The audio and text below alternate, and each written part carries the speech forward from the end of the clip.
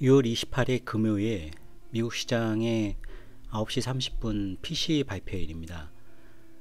오늘 PC 발표일에는 미국 시장에 일단 셀 전략을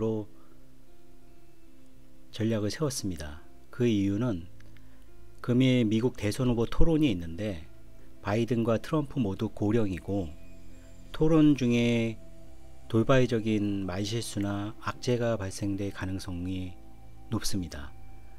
그리고 지수도 단기 급등해서 피로감이 있고 대장주 엔비디아도 하락 전환 한 후에 다시 고점을 돌파하지 못하고 있고 인플레 쪽은 유가나 코코아나 해상운임 등 원자재나 이런 인플레 상승 요인들이 상승 추세이고 강한 경제나 고용 지표도 인플레 우려가 있고 비트코인이 급락한 이후에 반등을 못하고 있고 이런 이유 때문에 PC가 예상치보다 더 낮게 나오지 않는 한 지수가 상승하면 고점을 확인한 후에 셀 전략으로 임하기로 했습니다.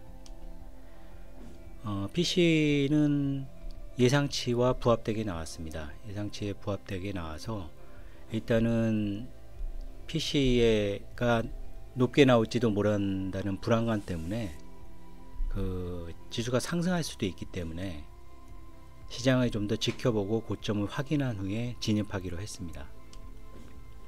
일봉상으로 보면 지난주 목요일 기록했던 사상 최고치인 나스닥 선물 기준으로 20371 이게 일단은 고점을 확정을 지어주고 있기 때문에 이 고점을 뚫지 못한다는 것이 어느 정도 확인되면 셀 진입을 하는 것으로 전략을 세웠습니다. 시장을 보시면 22시 30분에 PC가 예상치에 부합되기 나왔기 때문에 봉 자체가 크지는 않게 나왔는데 PC 발표 이후 시장이 스물스물 하락을 하기 시작했습니다.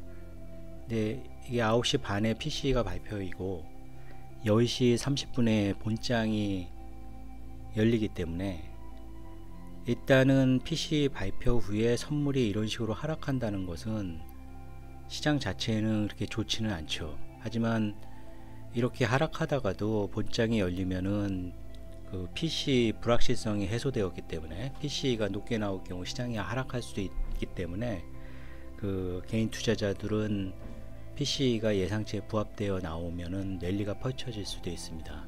그리고 예상대로 11시 30분 본장이 열리고 랠리가 펼쳐졌습니다. 랠리가 펼쳐지는데 사실 이런 상승이 일어날 때 그냥 지표로만 볼 수는 없기 때문에 이게 어떤 좋은 호재나 재료가 나와서 이렇게 오르는 건지도 알 수가 없기 때문에 다른 지표들도 같이 봄으로써 이게 오버슈팅인지 아니면 어떤 재료에 의해서 호재에 의해서 올라가는 건지를 파악을 해야 됩니다.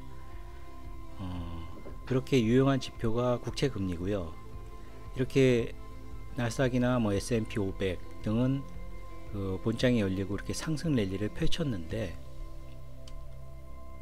국채는 보시면은 PC 9시 반에 발표할 때는 상승으로 갔다가 22시 50분에 고점을 찍고 오히려 하락하기 시작했습니다. 그런데 22시 50분에 고점을 찍고 국채는 하락을 하는데 나스닥 선물은 오히려 23시 15분까지 계속 상승 랠리를 펼쳤죠. 그리고 여기서 고점을 찍고 하락했다가 되돌림에서 또 돌파 못하고 두 번씩 고점을 확인시켜 줬습니다.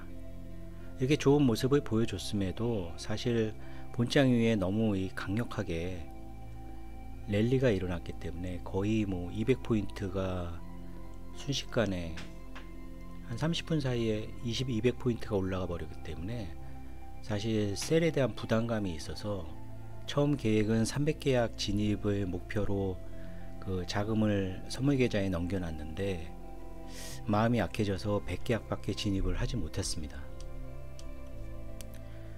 100계약 진입하고 진입 단가는 20242.50 20242.50이니까 요 정도 되겠습니다. 요 정도 포인트에 진입을 했고 그 이후에 주가가 크게 되돌림이 없이 그냥 스물스물 계속 떨어졌습니다. 그래서 들어갈 당시에는 플러스 0.9% 정도였는데 하락 전환하면서 평가손익이 55만 불 정도 발생됐습니다. 이게 계획대로 300계약을 들어갔다면은 뭐 165만 불의 수익이 났겠지만 제가 멘탈이 좀 무너져 가지고 300계약을 진입을 못하고 100계약밖에는 진입을 못했습니다.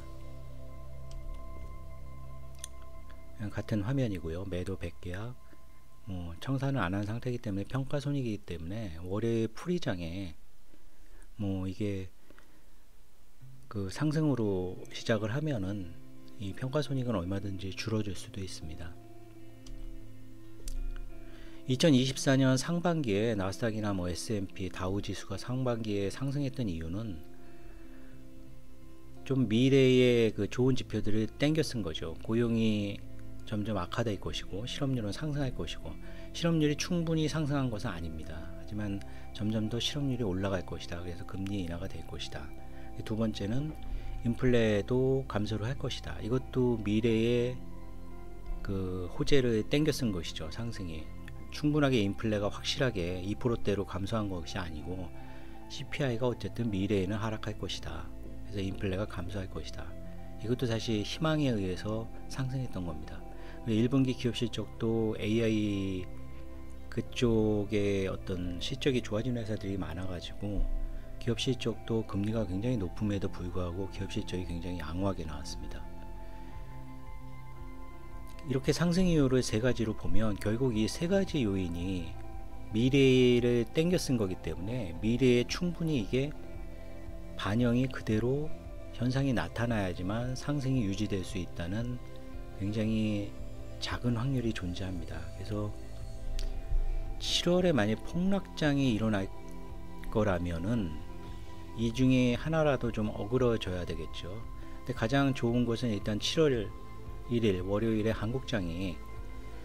한국장도 최근에 지수가 지금 고점 상태이기 때문에 언제나 전략 후강의 모습을 보여줬습니다. 특이하게 외국인이 선물을 계속 그 장 초반에 엄청나게 파는데도 그걸 극복하고 추세 전환을 이뤄서 그 상승 전환하거나 양봉으로 전환되는 경우가 저번 주에 계속 반복돼서 나타났는데, 이런 장이 반복되다가 한번 크게 긴 음봉으로 밀어버리는 경우가 있습니다. 그래서 7월 1일에 그런 장이 발생되는지 이게 관심권이고요. 당장 7월 5일날 실업률이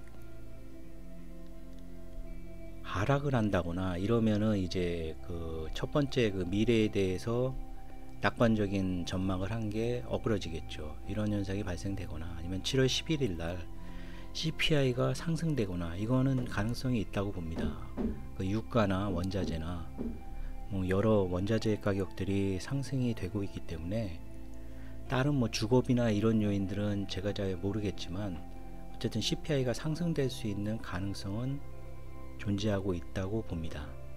그리고 2분기 실적이 이제 발표가 되면서 과연 기업 실적이 1분기 같이 양호하게 나올 수 있는지, 이것도 이 세 가지가 모두 이 세 가지 중에서 하나라도 좀 어그러진다면은 장이 무너질 수 있는 조건은 될 수 있다고 판단됩니다.